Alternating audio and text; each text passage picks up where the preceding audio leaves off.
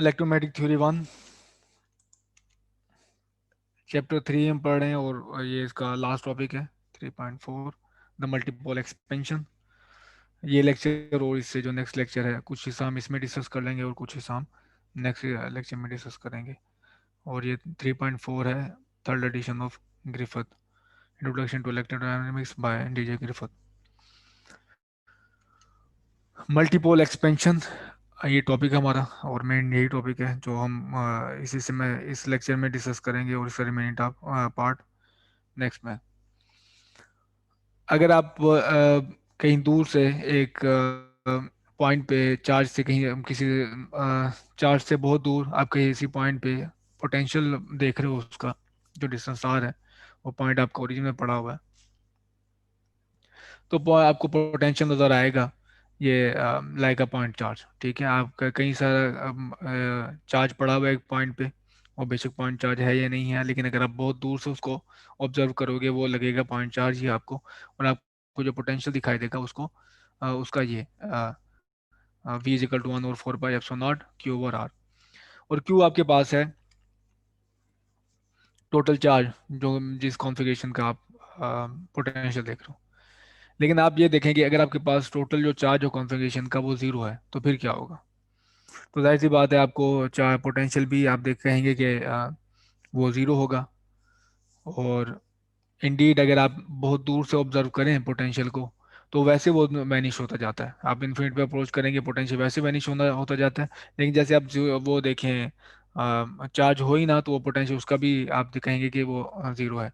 तो आप किस वो यानी कि किस जो है वो लॉजिक के साथ जाएंगे कि आपको जो जीरो नज़र आ रहा है पोटेंशियल वो चार्ज से ज़्यादा दूर होने की वजह से वैनिश होता नज़र आ रहा है या फिर बाकी चार्ज पे वो जो है उसका पोटेंशियल है ही नहीं जो डिस्ट्रीब्यूशन है या चार्ज जीरो है। तो दो इसमें पॉइंट्स हैं कि एक तो पोटेंशियल बाकी जीरो हो सकता है चार्ज हो लेकिन आप ऑब्जर्व इसको बहुत दूर से कर रहे हो। और दूसरा पॉइंट ये हो सकता है कि आपके पास बाकी जो है वो चार्ज जीरो हो। तो किस साइड पे आप जाएंगे।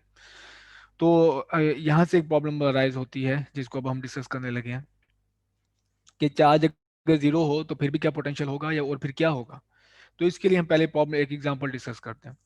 और एग्जांपल ये है find the approximate potential at points far from a physical electric dipole. Physical electric dipole हमारे पास ही है। यहाँ पे वर्ड एक सिर्फ इलेक्ट्रिक डायपोल नहीं है बल्कि साथ फिजिकल भी है। फिजिकल का मतलब और आइडियल का क्या मतलब होता है वो हम देखेंगे।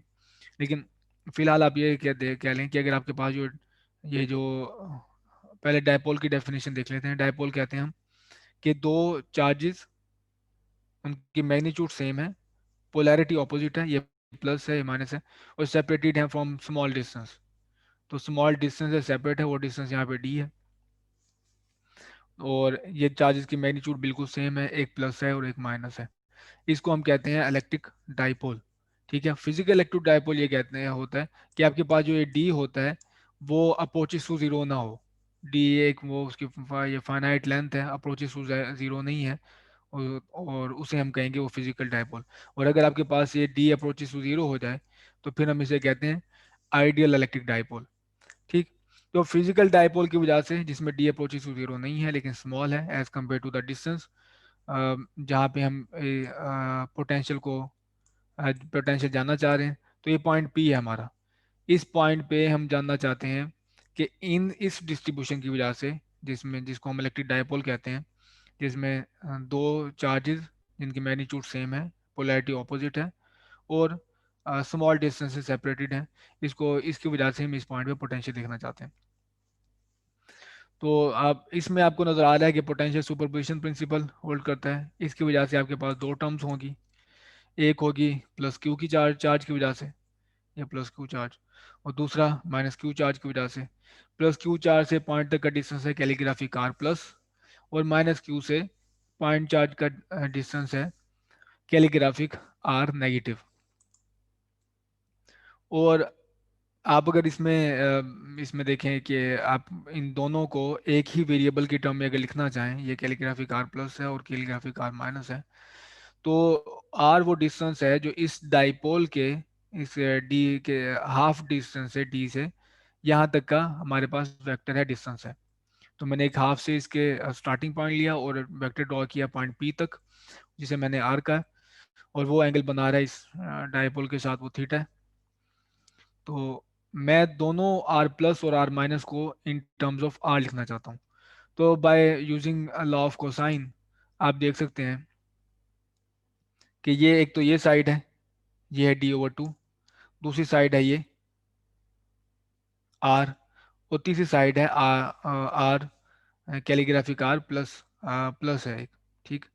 तो आपने, अगर आपके पास दो साइड्स मालूम हो आपको, एक ये वाली और एक ये वाली, और उनके दरम्यान में एंगल मालूम हो, तो आप तीसरी साइड बता सकते हैं। वो हमें बताता है कोसाइन लॉ।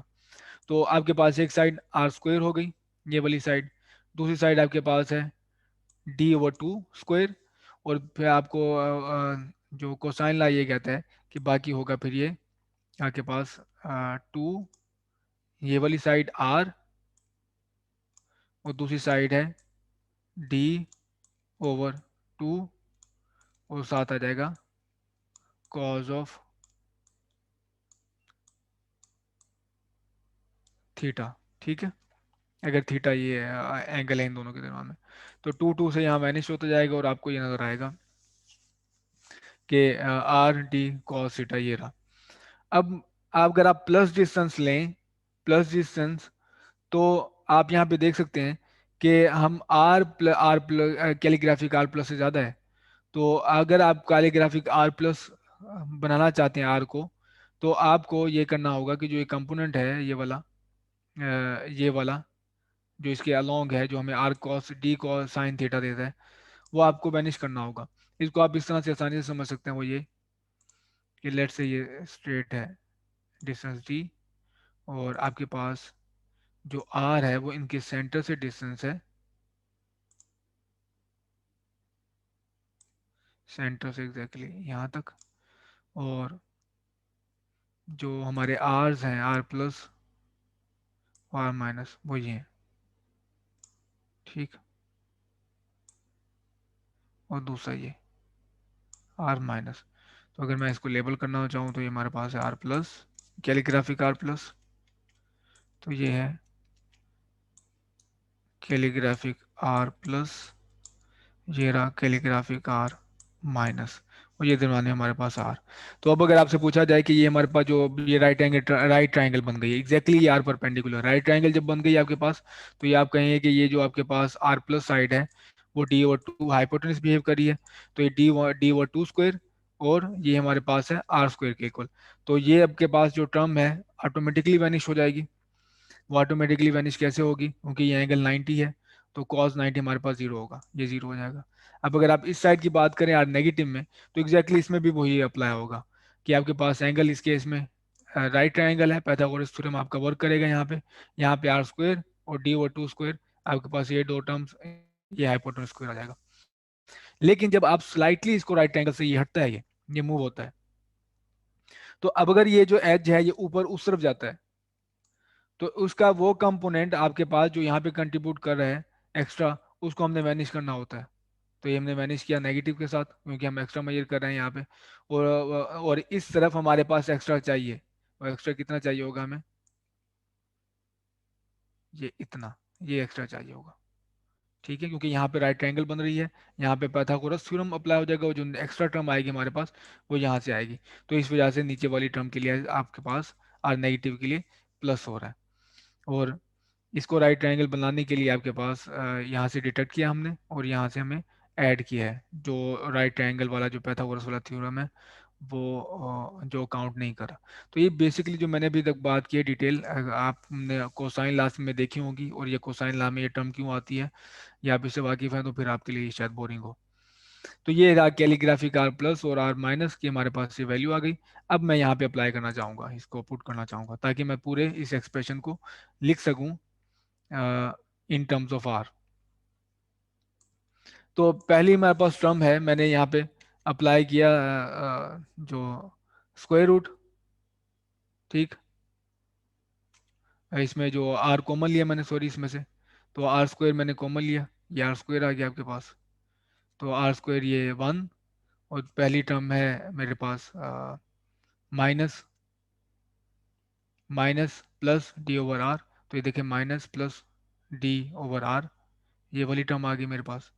और दूसरी टर्म ये है d square four r square. क्या किया सिर्फ हमने आर कॉमन लिया। अब अगर आप इसको बहुत दूर से ऑब्जर्व कर रहे हैं और much d is much smaller then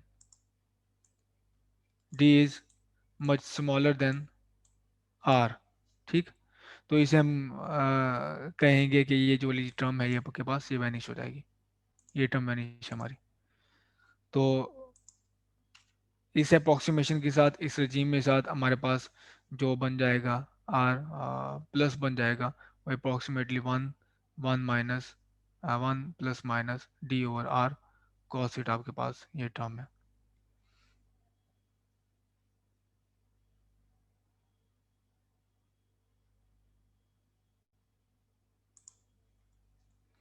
और ये हमारे पास आएगा one over one over two, I think मैंने मिस करते हैं यहाँ पे। तो ये रहा आर हमारे पास। और अब अगर आप इसको इन्वर्स करें, देखिए मैंने यहाँ पे इंक्लूड कर लिया one over calligraphy plus minus, इसका मैंने इन्वर्स लिया तो ये पावर आर नीचे आ जाएगा और ये पावर नेगेटिव में हो जाएगी। One minus plus d over r cos theta power minus one over two. तो अब यहाँ पे आप देख सकते हैं कि अगर आपके पास जो टर्म है, जैसे मैंने बताया कि ये रजीम है r is much larger than d, तो आप इसको जो इस फॉर्म को इस तरह से लिख सकते हैं बाय यूजिंग बाइनोमियल्स। तो पहली टर्म ही मैंने ली है यहाँ पे, तो आपके पास जो पावर है वो साथ यहाँ पे आ जाएगी। ये देखो यहाँ पे माइनस था तो ये साइन भी आपके पास इन्वर्ट हो गए हैं। तो इस अप्रोक्सीमेशन के थ्रू बाइनोमियल एक्सपेंशन मैंने यूज़ की, बाइनोमियल एक्सपेंशन में पहली टर्म ली मैंने, तो पावर यहाँ पे आ गई मेरे पास। तो माइनस वन ओवर टू, ये वन ओवर टू है डी आर कॉस थीटा। अब अगर आप इन दोनों को, जो हमें डिफरेंस ही चाहिए था दोनों का, one over calligraphic r plus minus one over calligraphic r minus approximately equal to d over r square cos theta. तो ये हमारे पास अगर आप दोनों वैल्यूज पुट कर दें यहाँ से लेके, तो आर प्लस की जो वैल्यू होगी हमारे पास ये प्लस वाली, और नेगेटिव की वैल्यू होगी नेगेटिव वाली। दोनों को सब्ट्रैक्ट करेंगे तो आपके पास जो वन वन है वो जाता रहेगा, आपके पास जो टर्म आएगी वो ये बनेगी two d over two r cos theta. तो टू टू से वैनिश और आपके पास रिजल्ट ये आ गया। अब अगर आप इसी रिजल्ट को पुट करें इसमें, जहाँ से हमने स्टार्ट किया था, हमने स्टार्ट किया था यहाँ से, तो क्यू आप यहाँ पे कॉमन ले लें। क्यू कॉमन लेने के बाद आप one over r calligraphic plus और minus one over r calligraphic minus, इसकी आप वैल्यू पुट करो। तो वैल्यू को पुट करने के बाद आपके पास ये रहा पोटेंशियल। तो देखें आप, हमारे पास जो चार्ज डिस्ट्रीब्यूशन थी एक्चुअल, वो जितना पॉजिटिव था उतना ही नेगेटिव था, जितना पॉजिटिव था उतना ही नेगेटिव था। तो आप दूर से जाए तो आपके पास टोटल डिस्ट्रीब्यूशन का चार्ज मिलेगा, आपको जीरो मिलेगा, तो पोटेंशियल तो आप हो गया कि जीरो है। लेकिन नहीं, स्टिल आप देखें कि आपके पास वन ओवर फोर पे epsilon naught q d cos theta over r square, ये पोटेंशियल का सही बिहेवियर होगा। जो हमारे पास equal charges separated by small distance और उनकी पोलैरिटी ऑपोजिट हो, तो ये पोटेंशियल होगा। एक चीज़ जो इसमें नोट करने की है वो ये कि हमारे पास जो पॉइंट चार्ज का पोटेंशियल होता है वो यहाँ पे आर होता है, आर स्क्वायर नहीं होता। तो ये असल में ड्रॉप जो होगा वो बड़ी तेजी से होगा as compare to point charge. Point charge का पोटेंशियल जो होगा वो डिस्टेंस के साथ कम ड्रॉप होगा एज कम्पेयर टू ये डायपोल की वजह से, डायपोल का जो है ड्रॉप ज़्यादा होगा as compare to potential of point charge. For example अगर आप ले लें कि आप डिस्टेंस टू टाइम इंक्रीज करते हैं, तो पोटेंशियल जो पॉइंट चार्ज का है वो डिक्रीज करेगा टू टाइम, लेकिन पोटेंशियल ड्यू टू डाइपोल आपका फोर टाइम डिक्रीज करेगा, क्योंकि यहाँ पे स्क्वायर है। तो इस वजह से हमारे पास अगर एक सिंगल चार्ज है जो उसे हम कहते हैं मोनोपोल, इस तरह हमारे पास दो चार्जेस हैं सेपरेटेड बाय स्मॉल डिस्टेंस लेकिन पोलैरिटी उनकी ऑपोजिट है, इसे हम कहते हैं डाइपोल। इस तरह आप ये डिस्ट्रीब्यूशन ले लें, इसको कहते हैं क्वाड्रापोल। और इस तरह आप ये डिस्ट्रीब्यूशन ले लें तो इसको हम कहते हैं ऑक्टापोल। तो इन जगहों में देखिए आप, आपके पास टोटल चार्ज जो है वो जीरो है, टोटल चार्ज आपको जीरो नजर आएगा, लेकिन स्टिल इनकी वजह से पोटेंशियल होता है। इसका पोटेंशियल होता है मोनोपोल का इनवर्स ऑफ आर, इसका डाइपोल का पोटेंशियल है जो अभी हमने देखा है इनवर्स ऑफ आर स्क्वायर, और क्वाड्रापोल का पोटेंशियल होगा आर क्यूब, और ऑक्टोपोल का पोटेंशियल होगा आर फोर। ये भी हमने टर्म नहीं देखी, ये भी हम होपफुली अभी देखेंगे। तो ये है हमारी वो मोटिवेशन के आप पोटेंशियल अगर एक डिस्ट्रीब्यूशन की वजह से दूर से देखें तो आपको सिर्फ एक टर्म सिर्फ होल चार्ज की वजह से कंट्रीब्यूशन नज़र नहीं आती। अक्सर ये भी होता है कि होल चार्ज आपका जीरो होता है लेकिन स्टिल पोटेंशियल उसका एग्जिस्ट करता है। तो अगर वो डाईपोल होगी तो उसका पोटेंशियल ये होगा, अगर वो क्वाड्रापोल होगी ये डिस्ट्रीब्यूशन होगी तो उसका पोटेंशियल ये होगा। और अगर ये सारी चीज़ें इकट्ठी होंगी जैसे ये हैं, इकट्ठी होंगी सारी, तो आपके पास सारी टर्म्स ये कंट्रीब्यूट करेंगी। तो ये जो टर्म्स हैं अभी मैंने आपको शो नहीं की, लेकिन हमें जो डाइपोल की कैलकुलेशन मोटिवेट करती है कि अगर हम इसको बायनोमियल में एक्सपेंड करें, अगर हम एक्सपेंशन निकालें इसकी इन टर्म्स ऑफ आर, तो आपके पास हो सकता है कई सारी पावर टर्म्स मिले आपको, तो पावर मिलेंगी potential in power of 1/r। तो ये हमारे पास पोटेंशियल मिला इन टर्म्स ऑफ 1/r²। हमारे पास 1/r³ हो सकता है, 1/r4 हो सकता है। तो सिस्टमेटिक एक्सपेंशन हमें ये शो करेगी, हम वही देखने लगे हैं। तो स्टार्ट हम ये लेंगे कि हमारे पास ये कोई डिस्ट्रीब्यूशन है, ठीक है, और इस डिस्ट्रीब्यूशन के अंदर ही हमारा ओरिजिन है, ओरिजिन हमारा इसी डिस्ट्रीब्यूशन के अंदर है, ये रहा ओरिजिन, ठीक है।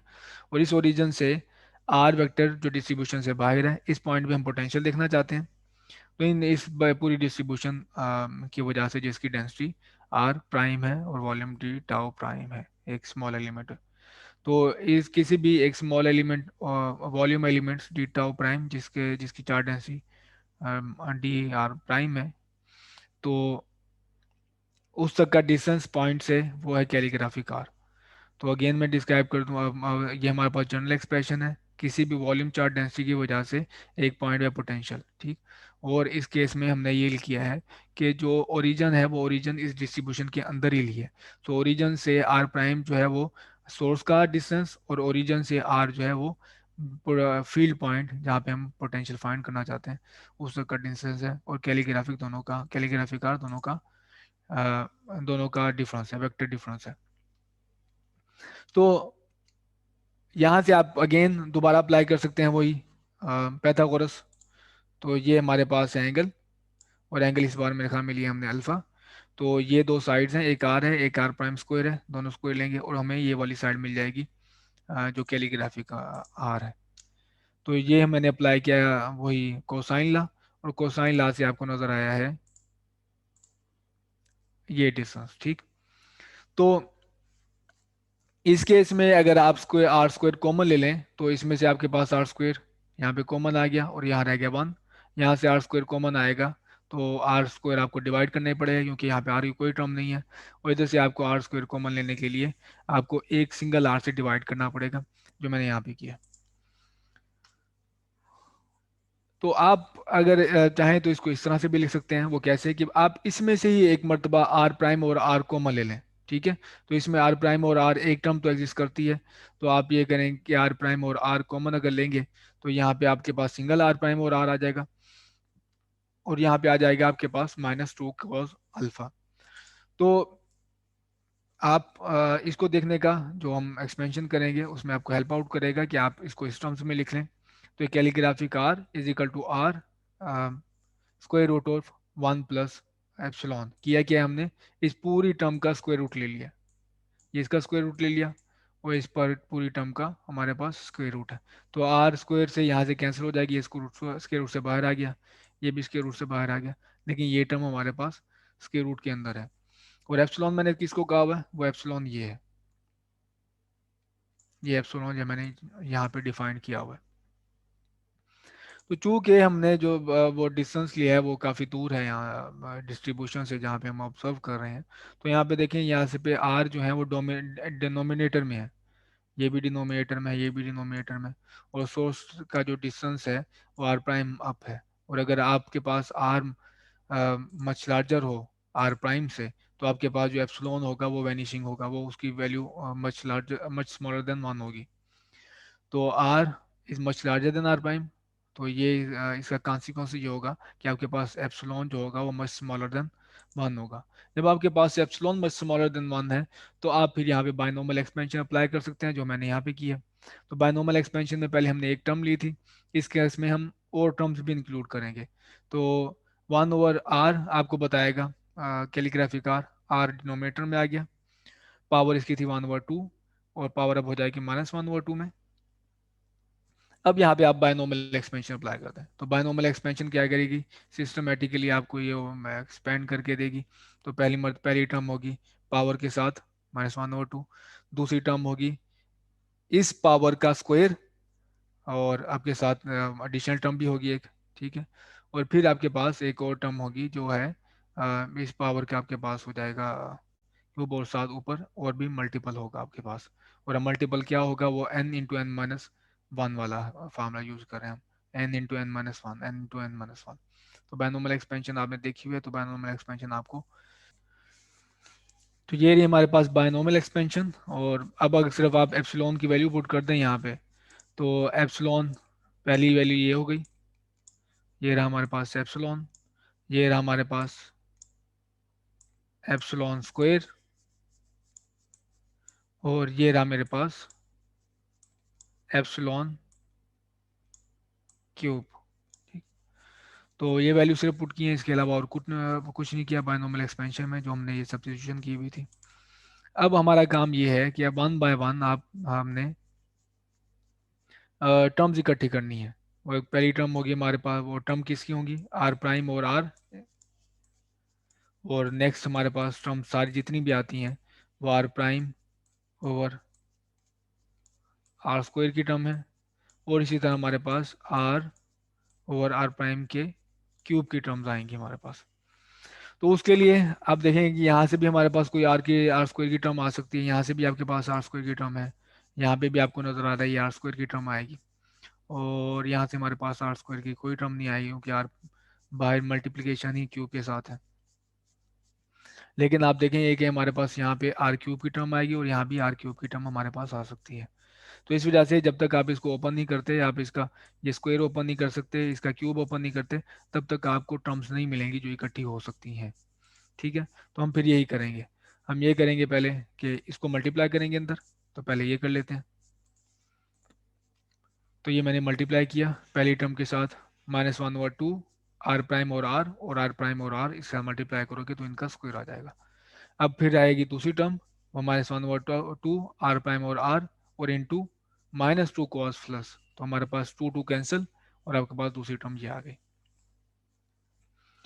अब है तीसरी टर्म, तीसरी टर्म में मैंने सिर्फ ये किया पहले पहले कि इसका स्क्वायर ओपन किया, तो a - b होल स्क्वायर है, तो ये a square plus b square -2ab, तो ये मेरे पास है a square plus b square -2ab। तो ये हमारे पास हो गई आर की टर्म, और बाय जो है आर प्राइम और आर स्क्वायर ये मल्टीप्लाई हो रहा है। अब रही बात थर्ड टर्म की, तो थर्ड टर्म में हमारे पास है क्यूब, तो मैं पहले इस क्यूब को ओपन करूंगा। तो आप क्यूब ओपन करेंगे तो आपके पास ये चार टर्म्स आएंगी, आर प्राइम और आर, ये ए क्यूब हो गया आपके पास, -8 cos³ अल्फा, ये आपके पास बी क्यूब हो गया, और बाकी ये आपके पास टर्म्स हैं 3 के साथ। और बाहर आप देख लें कि आपके पास मल्टीप्लाई हो रहा है -15 और 16, और आर प्राइम क्यूब और आर। अब हमारा टास्क ये है, जैसे मैंने बताया कि अब हम मल्टीप्लाई करेंगे और इकट्ठी करेंगे वो टर्म्स जो कि जिनकी पावर सेम है। अब जैसे कि हमारे पास आर प्राइम की सिर्फ एक ही टर्म है, ये आर प्राइम जिनकी पावर एक 1 है, और आप देखें पूरे में आपके पास आर प्राइम और आर जिसकी पावर 1 हो वो नहीं होगी। ये देखिए आर स्क्वायर है ये आर की पावर 4 बन जाएगा, अगर इसके साथ आप आर मल्टीप्लाई करेंगे तो ये आर स्क्वायर हो जाएगा। ये हमारे पास इसके बाहर आर प्राइम और आर स्क्वायर है, तो ये बन जाएगी आर पावर क्यूब बन जाएगी, तो यहाँ से भी नहीं मिलेगा, यहाँ से भी तो बिल्कुल नहीं मिलेगा आपको, क्योंकि जो भी टर्म आपके पास अंदर है उसके साथ मल्टीप्लाई हो रहा है ये आर प्राइम और आर क्यूब मल्टीप्लाई हो रहा है। तो हमारे पास आर प्राइम और आर की सिर्फ एक ही टर्म है जो कॉज अल्फा वाली है, ये हो गया। अब अगर आप बात करें इसकी नेक्स्ट टर्म की आर स्क्वायर वाली, तो आपके पास आर स्क्वायर की टर्म एक ये है, और आपको टर्म मिलेगी ये वाली आर स्क्वायर, क्योंकि ये जब बाहर से मल्टीप्लाई होगा तो ये बन जाएगा आर स्क्वायर, और आपको यहाँ से कोई आर स्क्वायर की पावर नहीं मिलेगी। इसी तरह अगर आप आर क्यूब की बात करें, तो आर क्यूब की आपको मिलेगी टर्म एक, ये जब इसके साथ मल्टीप्लाई होगा इसके साथ, और फिर आपके पास दूसरी टर्म आपको ये नज़र आ रही, ये आर क्यूब के साथ है जो टर्म है। तो आप इन दोनों को इकट्ठा करेंगे तो आपको एक और चीज़ जो हिडन फैक्ट है वो नज़र आएगा, जो मैं आपको दिखाना चाह रहा हूँ अब, वो ये है। ठीक है, तो वन एज इट इज़ आ गया, पहली टर्म ये वाली आर प्राइम और आर कॉस अल्फा, ये रहा आर प्राइम और आर कॉस अल्फा। दूसरी ये वाली दो, जो दो टर्म थी 1/2, इसमें से मैंने कॉमन लिया है, ये देखिए 3/8 भी मल्टीप्लाई हो रहा है इसके साथ आर प्राइम और आर स्क्वायर के साथ। तो ये आप कॉमन लेंगे तो आपके पास ये आ जाएगा कोस स्क्वायर अल्फा और 2 -1 यहाँ से।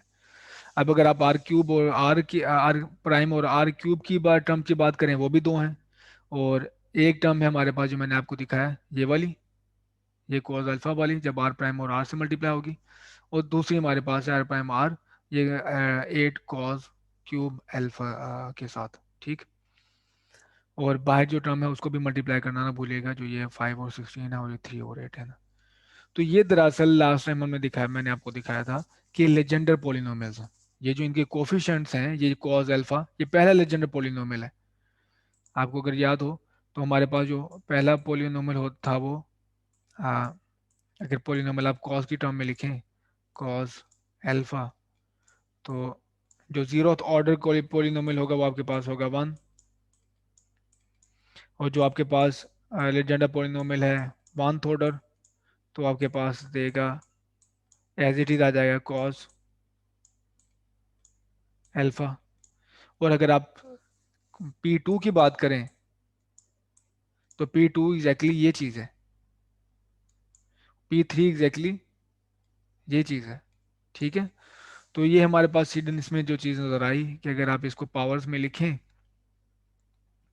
पोलिनोमियल इसकी आर्स की पावर में लिखें, तो आपके पास 1/r का एक्सप्रेशन बेसिकली ये है, और 1 over calligraphic are is equal to 1/r sum over power of R prime और आर, ये पावर आ गई हमारे पास, और साथ उसके कॉरस्पॉन्डिंग पोलिनोमियल्स हैं। तो अगर आप जीरो पुट करेंगे पहले, तो यहाँ पे ये पावर जीरो हो जाएगी, पावर जीरो हो तो वन होती है टर्म, और यहाँ पे हमारे पास पहला जो लेजेंडर पोलिनोमियल है जीरो ऑर्डर का वो वन है।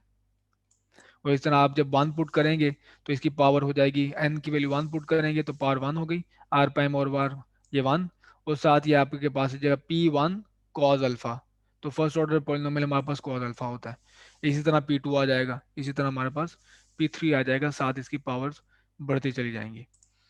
तो अब अगर आप इस एक्सप्रेशन को दोबारा पुट करें उसी डेंसिटी वाले एक्सप्रेशन में, पोटेंशियल का जो मेन एक्सप्रेशन था, तो आपको वाज़ेह तौर पर नज़र आता है ये कि हमारे पास इंटीग्रेशन वही डेंसिटी वाली थी, रो आर प्राइम वाली, और साथ में जो हमारे पास जो सम अपेयर हुआ है 1 ओवर कैलीग्राफिक आर की वजह से वो ये है।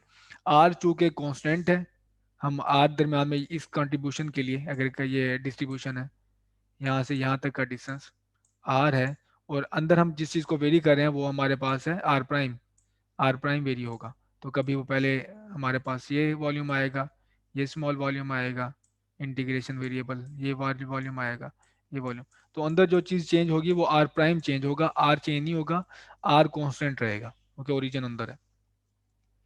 तो इस वजह से इंटीग्रेशन से बाहर है ये आर पावर n+1, और आपके पास आर प्राइम पावर n, वो अंदर वेरी हो रहा है, वो इंटीग्रेशन अंदर है Pn cos अल्फा, हमारे पास जेंडर पॉलिनोमियल, और वो हमारे पास डेंसिटी डेटा ऑफ स्मॉल वो एलिमेंट ऑफ वॉल्यूम है।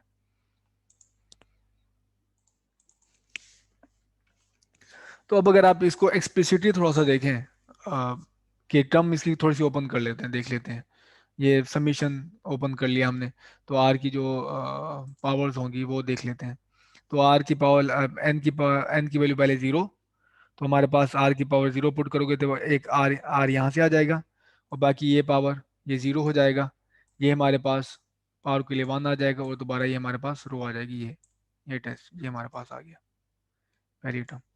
अब इसी तरह अगर आप पुट करें इसमें एन की वैल्यू वन, तो एन की वैल्यू पुट करेंगे तो हमारे पास आर की पावर टू हो जाएगी, ये आर पावर टू हो गया, और आर प्राइम की पावर वन हो गई, ये वन हो गया, यहाँ पे आ जाएगा फर्स्ट ऑर्डर लेजेंडर पोलिनोमियल, वो P1 है। P1 की वैल्यू होती है कॉस अल्फा, और साथ ही डेंसिटी और डी टाउ।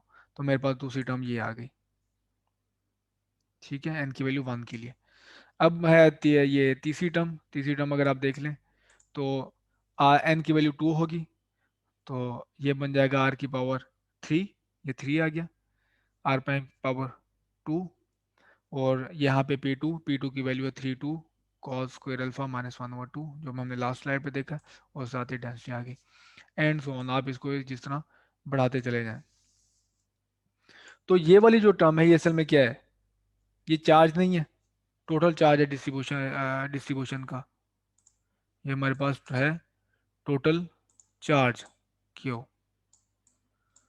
तो टोटल चार्ज, सॉरी ये वाली टर्म, ये वाली टोटल चार्ज है 1/r को निकाल के।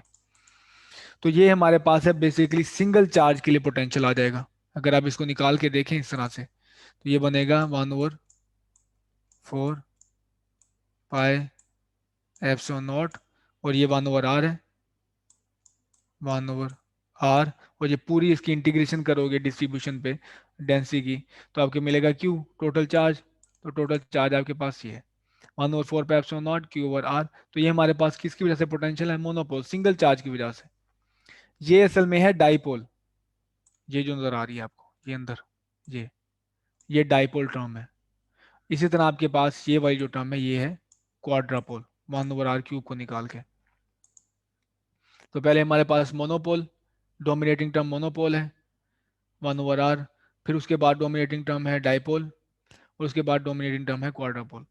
ये देखें, अगर इसको आप इस तरह से देखें कि अगर आपके पास एक डिस्ट्रीब्यूशन है जिसका होल चार्ज जीरो है, टोटल चार्ज जीरो है, तो मोनोपोल वाली टर्म वैनिश हो जाएगी, तो आपके पास डोमिनेटिंग टर्म रहेगी डाइपोल वाली।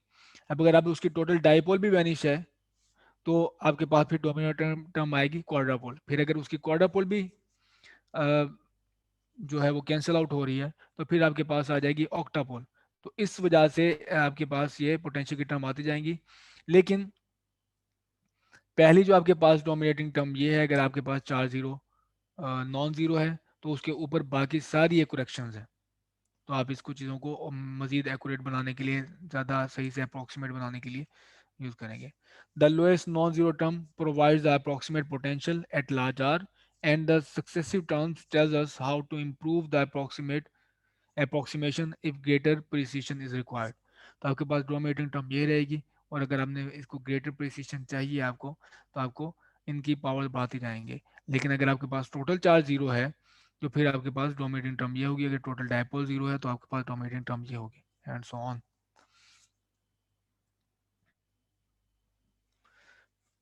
अच्छा, अब अगर आपके पास जो मैंने जैसे बताया, जो सिर्फ हम मोनोपोल और डायपोल टर्म्स के बारे में तबसरा करना चाहेंगे। अगर आपके पास एक डिस्ट्रीब्यूशन है और वो ओरिजन पे है, जो आपने कोऑर्डिनेट लिया है, वो जो चार्ज है वो ओरिजन पे है, और वो एग्जैक्टली पॉइंट चार्ज है, एग्जैक्टली पॉइंट चार्ज, तो आपके पास जो उसका एग्जैक्ट जो पोटेंशियल होगा वो ये होगा एग्जैक्टली, अगर वो पॉइंट चार्ज है, परफेक्ट पॉइंट चार्ज, और वो ओरिजन पे है, तो आपको ये नजर आएगा उसका मोनोपोल पोटेंशियल, ठीक है। और जो हमारे पास वो क्यू है और वो डी टी, हमारे पास उसकी चार्ज डेंसिटी होगी। अगर वो पॉइंट चार्ज एग्जैक्टली नहीं है, तो आपके पास टोटल चार्ज ऐसे होगा। और अगर आपके पास जैसे मैंने बताया एग्जैक्ट पॉइंट चार्ज है, तो आपके पास ये वही मोनोपोल उसका एग्जैक्ट पोटेंशियल होगा, जो 1/r से आपको ड्रॉप देगा। और अगर आपके पास टोटल चार्ज जीरो है, तो डोमिनेटिंग टर्म आपके पास ये होगी, जो कि हमारे पास मल्टीपल एक्सपेंशन में सेकंड टर्म है, जो 1/r² से ड्रॉप कर रही है। तो इस मैं चाहता हूँ इस टर्म को ना दोबारा एक लिखा जाए। तो अभी आपने जो डायग्राम देखी थी उसमें, अगर मैं डायग्राम ड्रॉ करूँ, तो ये रहा मेरे पास आर था यहाँ पे कहीं, और ये था मेरे पास आर प्राइम, ठीक। और ये है आर यूनिट वेक्टर, ये आर यूनिट वेक्टर है जो आर की डायरेक्शन में है। तो ये रहा आर यूनिट वेक्टर, ये रहा आर प्राइम, तो ये रहा मेरे पास दरमियान में एंगल जो अल्फा है। तो ये जो टर्म है in terms of dot product ये लिखी जा सकती है इन दोनों की, आर प्राइम और कॉज अल्फा। जैसे कि अगर मैं इसका डॉट प्रोडक्ट लूं तो आपके पास आ जाएगी आर की मैग्नीट्यूड, यहाँ आर कैप है, आर कैप की मैग्नीट्यूड क्या होगी, यूनिट वेक्टर है, यूनिट वेक्टर की मैग्नीट्यूड 1 होती है।